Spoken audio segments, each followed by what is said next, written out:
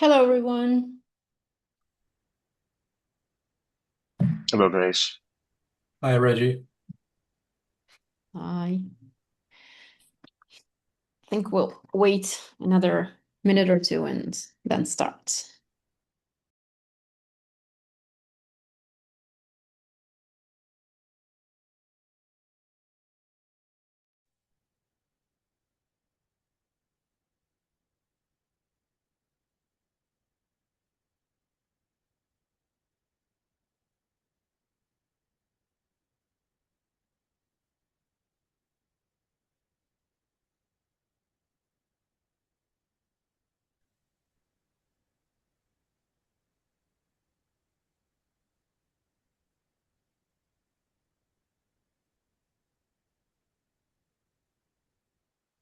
Who's driving this week? I am. Nice.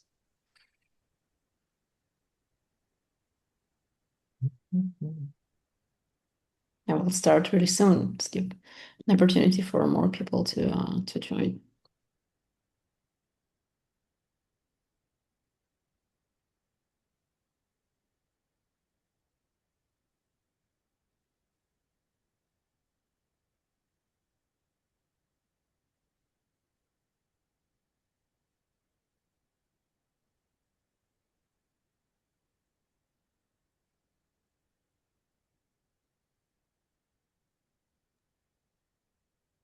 Okay, we're 17, I think, that we can start.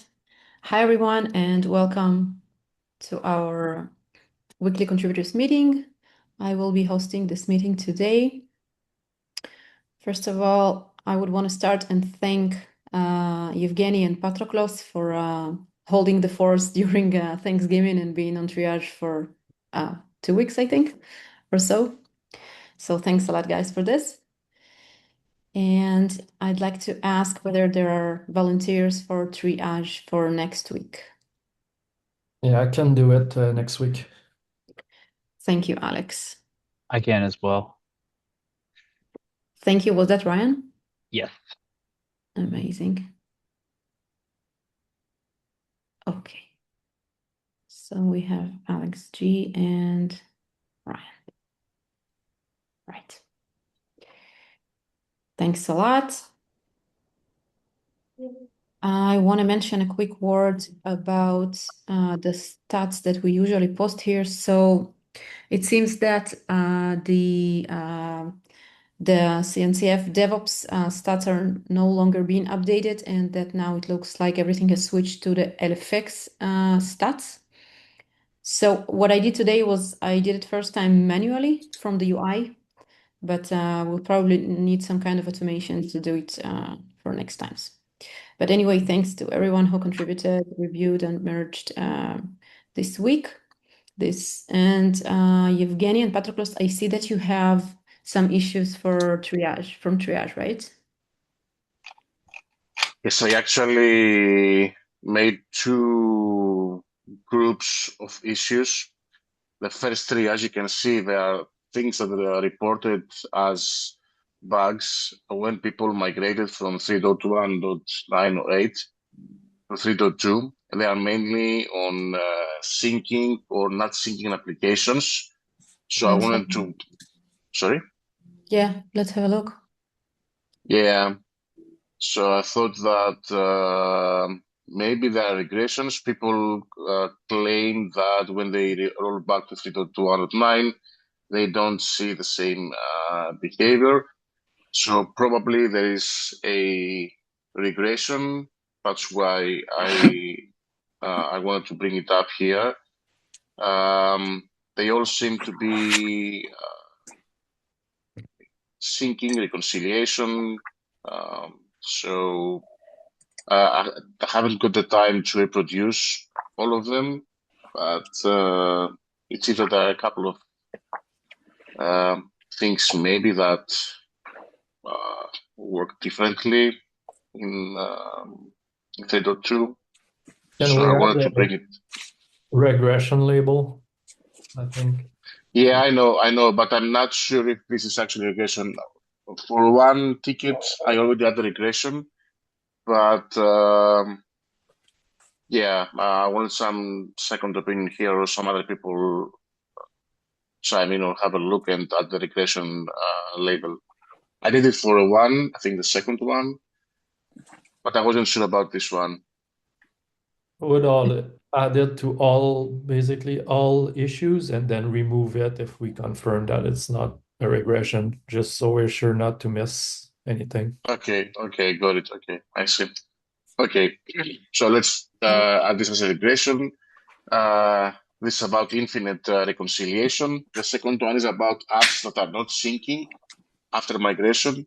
If you want to have a look at the other one, let's please, this is the second Yeah, in the just a second. list. So it looks Okay, like here there maybe is a direction to the reason. I see that this author is pointing to a specific commit that they think may be related to. Let's see. What is that?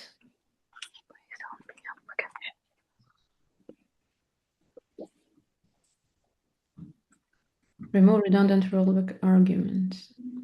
Okay.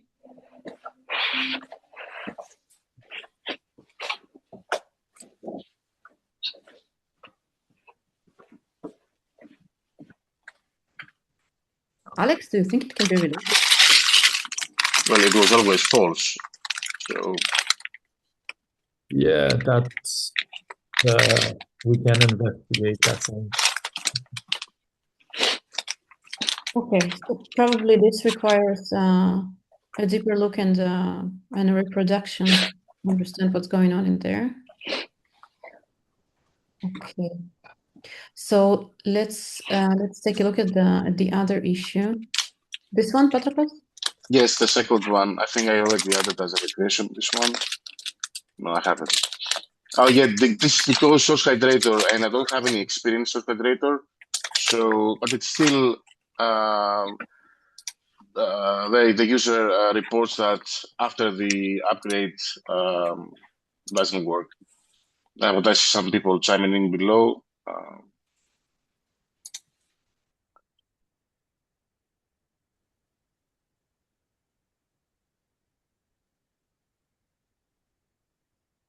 So yeah, maybe we can add the regression of this one as well. Let's see.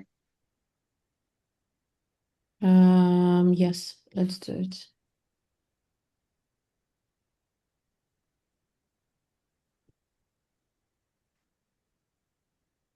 Okay, thanks for bringing this to our attention, Patroklos. And there's one more. Yeah, this is a nil pointer reference. Panic. Yeah, second. Again, rolling back to 3.1.9 resolves the issue. So probably there's something here. I only added to this one a regression since there's a log file and they show what they saw. Need a panic. Yeah, there was a discussion in Slack about this. Uh, there was, I think there was is Blake here? Blake, are you here? I think we merged a fix for a similar panic. I don't know if it was this or for Yeah, a similar yes. invalid memory address. I don't know if it was the same one. I was trying to look at the stack trace. I think it might have been a little different.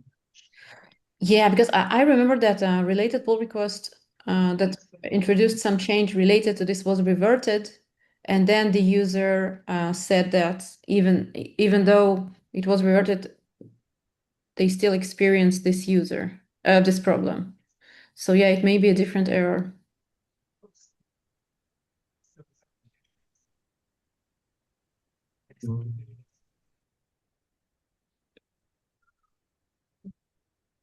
Is it the same?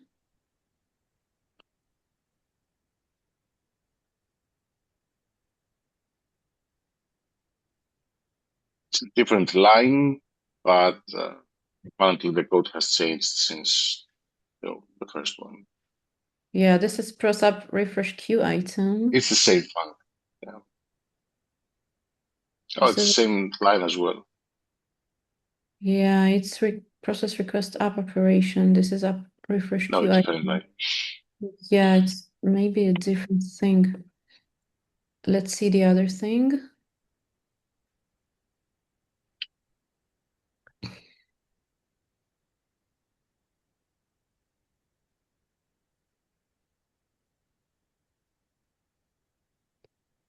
That's the same. Uh-huh, yep. Interesting. So that was closed last month. Apparently, we don't have a new version, right? Yeah, so yeah, this is the pull request. Yeah, Right. this was reverted, but they're interesting. It may be a different case. But is it cherry-picked to 3.2?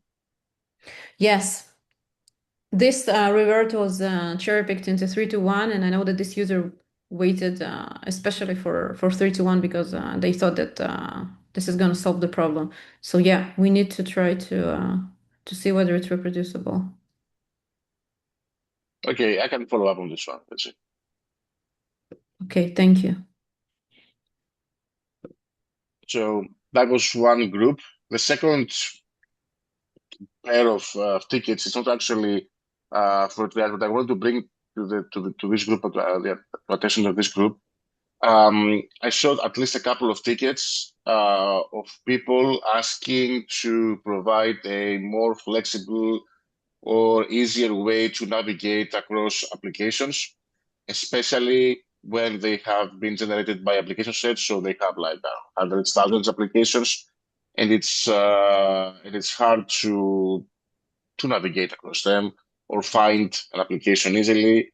So someone like this one suggests like a drop down so you can filter out which applications uh, come from which application set, and the other ticket is suggesting to have like a file system similar structure where you can, probably add folders or things like that, and you can organize the apps in a more I don't know, sophisticated way.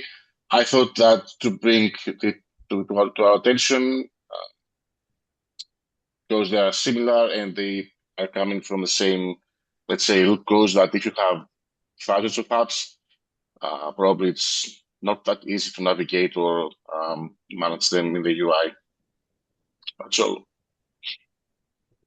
So I wonder what does it mean to move my apps like they're files in folders? This guy wants to have like a file system, like you have folders like category X, and then you put like, I don't know, five apps that belong to that category X, and you have category Z in a different folder, or and then you put this apps in this category, and then you click on this category, and you see only the apps of this category.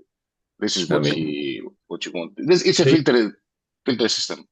the UI could be driven by like app project based view. So you have your apps grouped by the app project they're in or by True. different set of labels. So it's a valid feature. Maybe not to have drag and drop to dynamically update the grouping, but Yeah. to have a group view.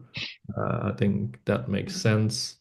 And the other one seemed related to app set specifically. So I would link that to the effort on making the appset UI, just so there's not someone that decide to implement something, uh, and we Yeah. have a full fix or full support for appset in the UI.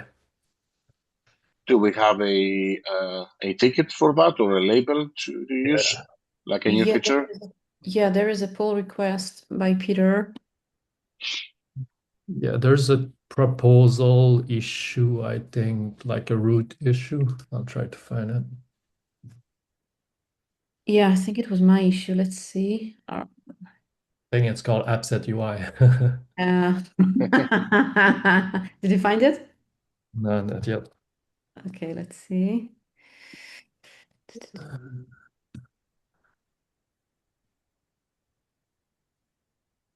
Uh, 24.8.15. I think it's the one adding watch functionality. 24, what? 8.15. Yeah. Oh, yeah, Peter opened it. Amazing. Okay, yeah, so let's refer to it.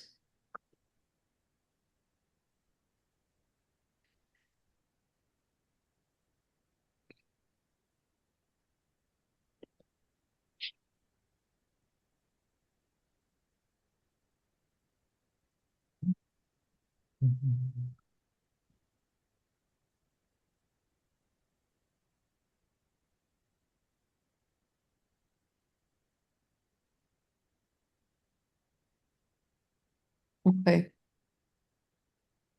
Cool. Thank you, guys. That's the things that I had in mind. I don't know. Again, do you have anything else that maybe I missed, or you want to check Uh, you those 2 weeks? Not something specific. I have a general question about triage. We've got label triage pending. It's automatically added to every bug, every issue I see. Recently, it started being added. I see the problem like we don't know if somebody else is trying to triage the same bug. Previously, we could add this label to if we cannot do triage immediately, if we have to do some thinking, some research, I could put triage pending so people know that it's someone is working. Now it's they don't know. Yeah, I think the goal is just to remove that label once it's been triaged. And if you have two people triaging the same issue, then it is what it is. It's two brain instead of one. It's not that bad. And Yeah, Probably. agree. if you'd like to indicate that, you're working on a particular issue, you can always assign it to yourself too, right? So I think that would be the indicator for people to see, oh, someone is working on that, and I even know whom to contact. Or just I add thought an I initial. thought I thought sign assign that means I am trying to fix that bug or issue, not just triaging. You can leave a comment, Gary, maybe Okay, that okay, a comment that I'm going to reproduce, I'm going to verify anything that can help. okay. Okay. Okay. Does anyone else have comments on the issues from triage? Okay. So thank you, Patroklos, and thank you, Evgeny. Yeah, I think we have pretty packed agenda for today because probably after Thanksgiving things questions are piled up a little. So I hope that we covered the most today, and probably the rest we'll have to take for the next meeting. So apologies in advance if we don't get to some of the questions. Is Blake here? I am here. Yeah. Hi, Blake. Well, So partial clone. yeah. Yeah. Just wanted to add this. Sorry, I haven't. I just literally came from another meeting. Long story short, I have a proof of concept for a partial clone implementation, which basically builds upon having the ability to set a list of sparse paths in the repository credential, and then based upon that, like, long story short, for for uh, for the implementation, it's well, the limitation, of course, is per repo. So, like, for a given repo credential, you can only have like one checkout per app project. Essentially, that's basically how it works currently. But then you'd have the ability to set a list of paths in the repository credential, which then would be used as the sparse checkout. That's the gist of it. And I would like to get some thoughts on this. There's been a few other attempts because there was another attempt from someone in the community. Michael and I had some comments. He never got back, and then that's kind of why I was working on it because it seemed like it stalled with the original one. So looking at this, I think that it makes sense to have a repository level sparse checkout setting where you have kind of a group of people working with similar paths. And so they can create a project and they might have multiple apps that operate within those paths. And it would be scoped, and then they wouldn't have essentially any additional configuration to do on the application level. They would just worry about their specific paths that maybe their admin set up. So I think it makes sense as a feature to do it this way. Yeah, I mean, yeah, okay. Yeah. Well, I was going to ask you, do you think that this negates the need for a sparse checkout at the application level? So my original thinking was that we should have it at the application level, and then Michael was pointing out that, that this, like, security-wise, it's probably not great at practice, because then you could have, because the way the sparse checkout implementation would work is that basically, like, for each repository URL and combo of sparse paths, then there would be an independent checkout of a Git repo. So that, in fact, there would be multiple checkouts. That was like my first initial thinking, which I got talked out of.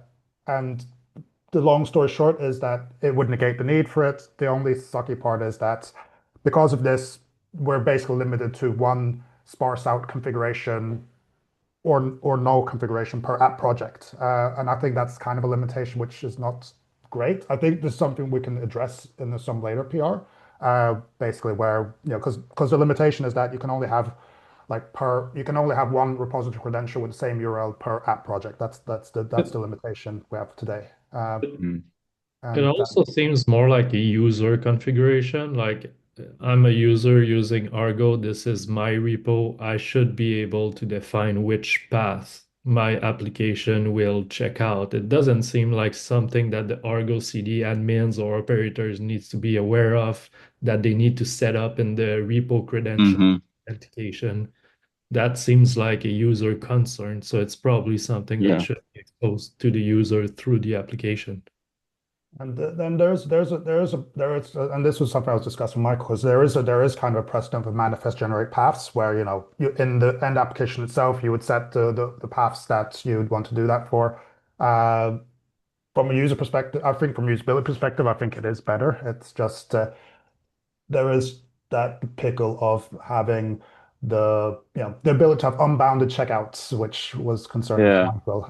But So I was thinking that because I agree with Alex too, and you and I both started with the idea of let's do it at the application level from the usability standpoint because it is so convenient. But I get the security concern. Is there maybe a setting to be introduced that is essentially how many hashes can exist per project? That's like a default where it's like, there's some, 500 or 100 or whatever it is, or maybe it's based on memory or something. That is okay. If somebody comes in and tries to spam like crazy, they're going to be limited and blocked from doing so. But if they need additional, then they can just change their threshold for what their tolerance is. yeah, I mean, there's something. I think it's a shame that Michael's not around, because he was the one who had the initial objections about this. Because, I mean, in theory, we could probably bound this to be like per number of apps in a given app project, but that still has the possibility for, like, if someone has access to create apps, then of course then they could do that and potentially exhaust the repo server. I think I would still, yeah. There's definitely room for discussion in terms of how to do this. It could also be something that we would decide to, like, the way I say is, like, we could probably improve upon this behavior. So, as both of you saying, like, this shouldn't really, because it is more inconvenient to have this in the repo in the repository credential than having this as an app configuration. Because I do agree it's an app concern, and that if we could do something like that and at the same time address the concern of, like, anyone with app edit access could just have unbounded Git checkouts, then I would be all for it. But I would definitely want to get, if anyone has thoughts on that, I'm all ears. Yeah, I also wonder if we might need a limit on how many paths people can set. Because I don't know is there a limit right now on it? There, in either of well, these PRs? so there's not a limit per se. I mean, the limit would be, of course, how big the secret can get, and that is the fundamental limit at this time. So basically, the way it works now is like, if someone sets a number of paths, we hash the path so like to something, and we have well, there's it's basically like the cache key is something like the repository URL and the hash of the paths, which is sorted and ordered, and then that's basically like the checkout. So there, uh, limits, there is no fixed one, but as I agree, there should probably be some form of limit, which isn't just the 1 MB secret limit. Definitely. Also, Because there's already a limit on isn't there a limit for repo size? Like if you tried to check out a repo that was like a terabyte or something, I guess, or is it just that repo server would run out of memory and crash? so there, the Gits, I'm actually not, I'm pretty sure there's a limit. I'm not sure what that would be. And there definitely is for Helm and for OCI. I think there's something for, but yes, if that is the case, that would do. So that, I mean, ultimately, if there's not, then yes, the repo server would crash because but that's, Hmm. and actually come to think of it, I don't think there is a set limit on Git as it stands today. I'll need to double check that, but So I think we have some directions for the features for the user configuration on the which path to use that should be defined on the application, and if we need some security settings or some mechanism to avoid the repo server from crashing, that should be in the operator configs or maybe in the repo credential if it makes sense, right? yeah, yeah. That makes sense. Okay. I'll make a comment on the issue. This is a good discussion. I think we need both. I think we'd like to have both ideally. And I really like, and thank you, Blake, because the project level permission is actually a pretty cool, I think of as a slightly different, like there's a set of people that would really, really love to have that as opposed to application. But I think there's a lot that want the application too. So maybe just introducing some limits gets us where we want to be. I mean, we could have something like, a repo credential on the project level would be like the superset of what someone is allowed to check out, and then like anyone who would have that would have a subset of those paths. That something like that could potentially, but yeah, put it in the issue. We can discuss. That could also be something which could be interesting. Okay. Thank you for this discussion. Blake, thanks for the PR. Moving on.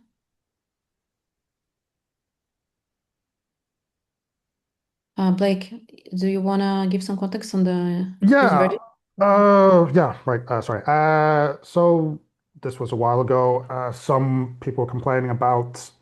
So there was an issue in regards to Docker Hub at the time, and long story short, that with OCI Helm or like old classic OCI Helm, the there was people who could not log in because Docker Hub was complaining. So basically, what happens is that the full repo URL gets passed in to the registry login of Helm, and at least back then, Docker Hub did not like this. And then initially, I'm just good that you're in this call, Alexander, because you're actually the one I wanted to discuss this with. Long story short, it's out there. Alex had some issues with, or had some opinions about the tests. But then another interesting factor is that for Helm 4, the only allowed way that you could log into a Helm OCI repo is by the URL, like by the host name, by the registry host, rather than the full URL as it's allowed today. So I think this also becomes more relevant, and people are still having issues with this. So I basically just want to get feedback on, I guess, particularly you, Alex, because you were the one who had issues. I think it was tests mainly, and anyone else who has opinions on this one is free to let me know. So what would change when we upgrade to Helm 4?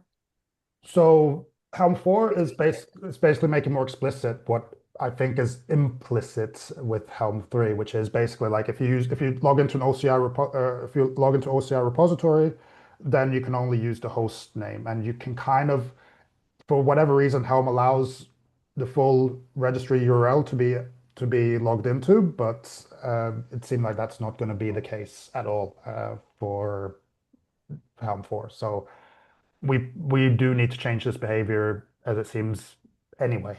So that's basically what this PR would serve to do. So this PR would still be relevant for Helm when we upgrade to Helm 4, right? Yeah, yes.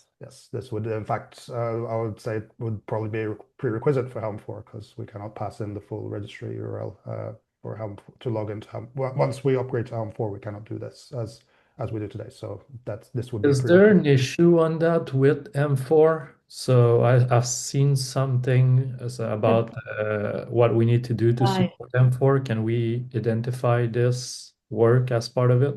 Go ahead. I think we have an issue for some changes, the CLI changes that were required for Helm 4.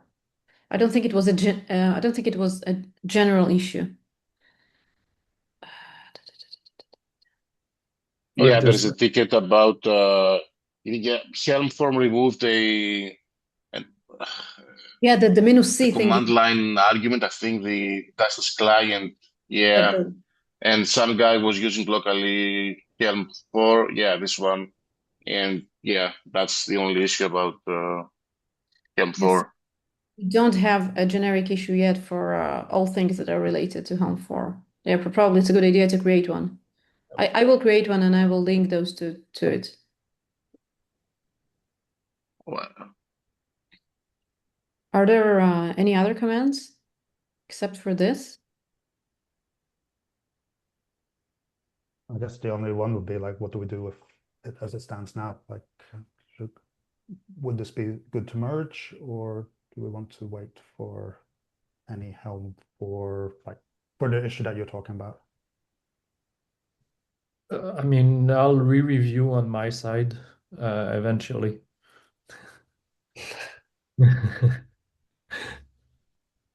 It's the 26th on my list. Nice. I will review it as well. So basically, the first thing to test it with is with Docker Hub, right? Because this was initially addressing the problem with that. Yeah, and apparently people of ECR has issues with this. I've tested this on my own end, but yeah, feel free to do so. Apparently people with ECR are having issues with the existing implementation as it stands. That's also something worthwhile if anyone has access to ECR. I can maybe just as an anecdote, like we had a similar issue in the Argo CD image updater. Like it reaches out to OCI registries, and I think Docker Hub was the only one that's doing very, very weird things. So I think the way we solved it was to just handle that as a hard-coded edge case. Like when we see someone is accessing Docker Hub, we know that it's not the host name in the image slur that we used to log in, but we knew like, okay, if you need to log into Docker Hub, use this particular URL. And yeah, it worked fine so far for us. But I agree that maybe a configurable would be the right way to go forward in case any other popular registry would decide to do the same weird things that Docker Hub does. Yeah, I think it's probably a question whether we really want to have like an exclusion and exception for Docker Hub and then treat it something that has small scope, or that we say we do it globally, but then we probably need to make sure that we're able to test it with multiple types of registries. And something to keep in mind that adding this as a flag for just Docker Hub, I mean, from what I could see, it was only an issue because I was speaking with Andrew Block from Red Hat about this, and it was only an issue that I could see with Docker Hub at the time. but then was testing this with Way, Harbor.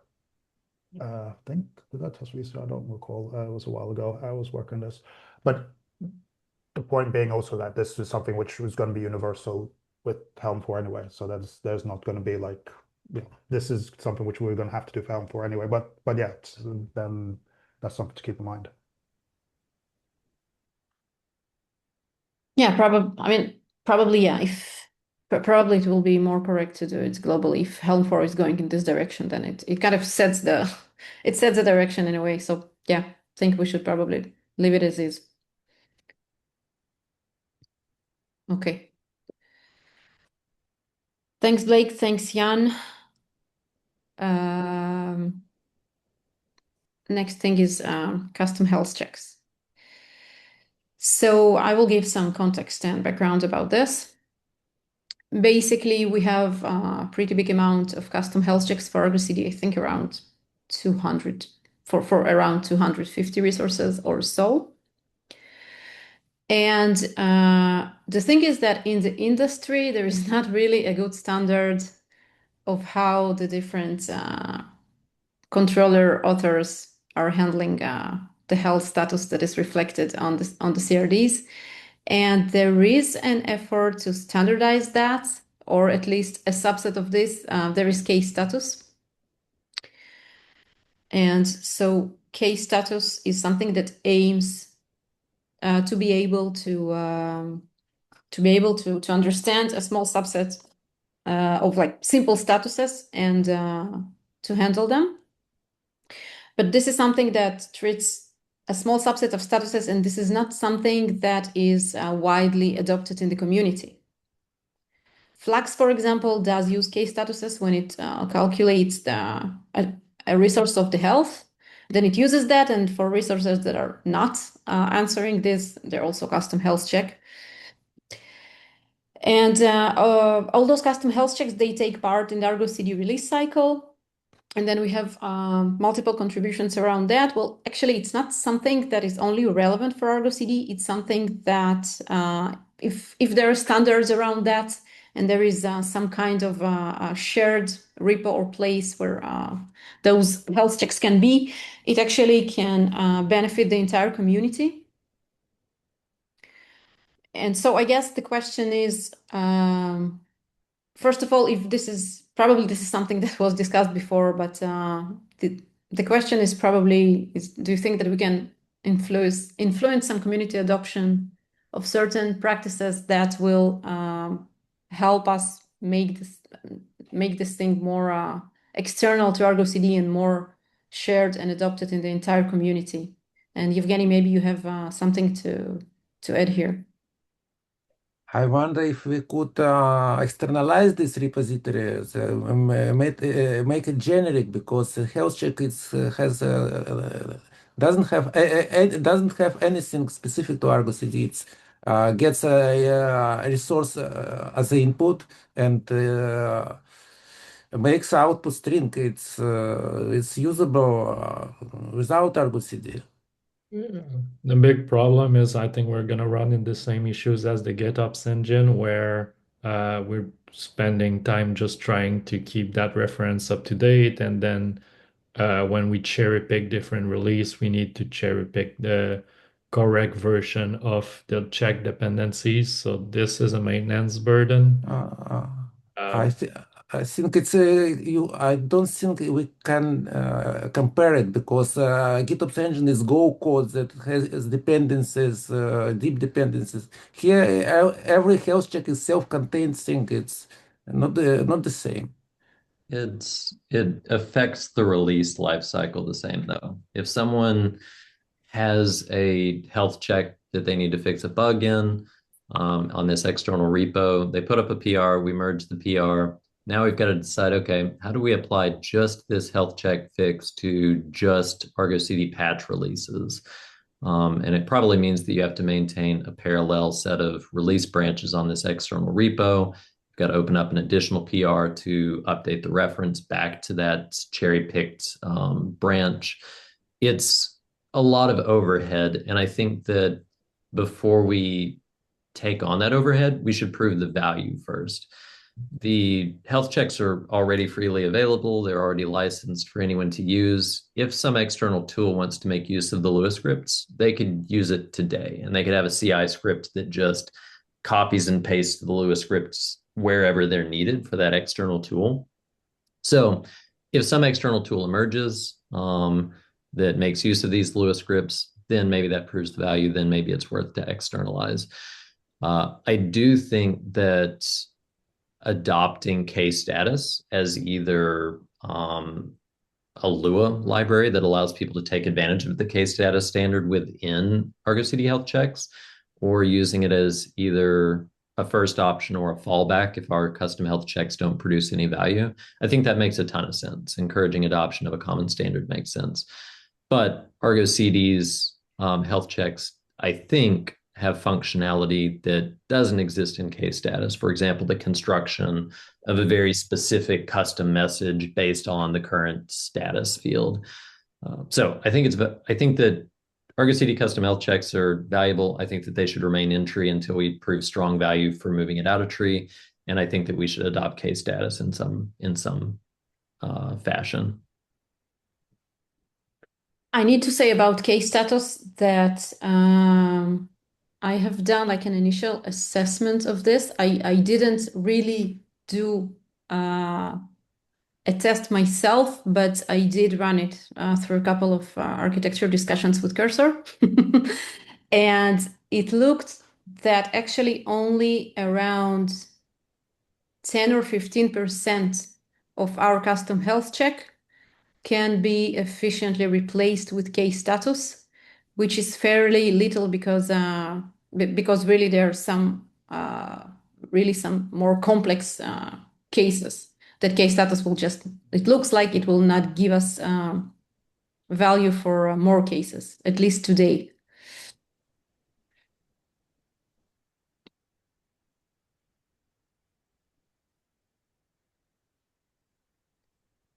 Okay, are there any other comments on this? You mentioned that Flux adopts this in a way that they try to apply a case status to a resource, and if it doesn't work, like for whatever reason, then it falls back to a custom health check. Did I understand that right? Something like this. Something like this. Because we could like adopt a similar way, right?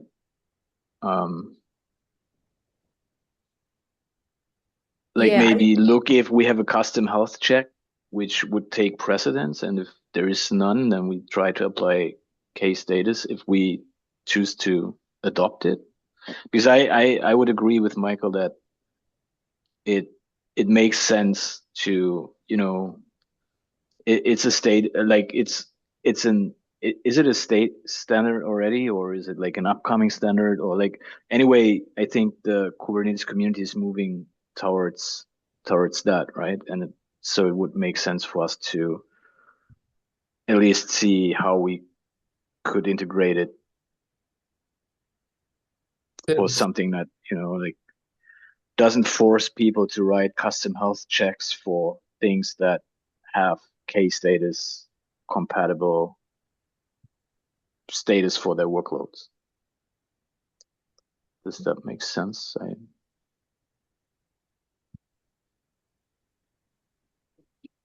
Yeah, I believe we can explore such an approach.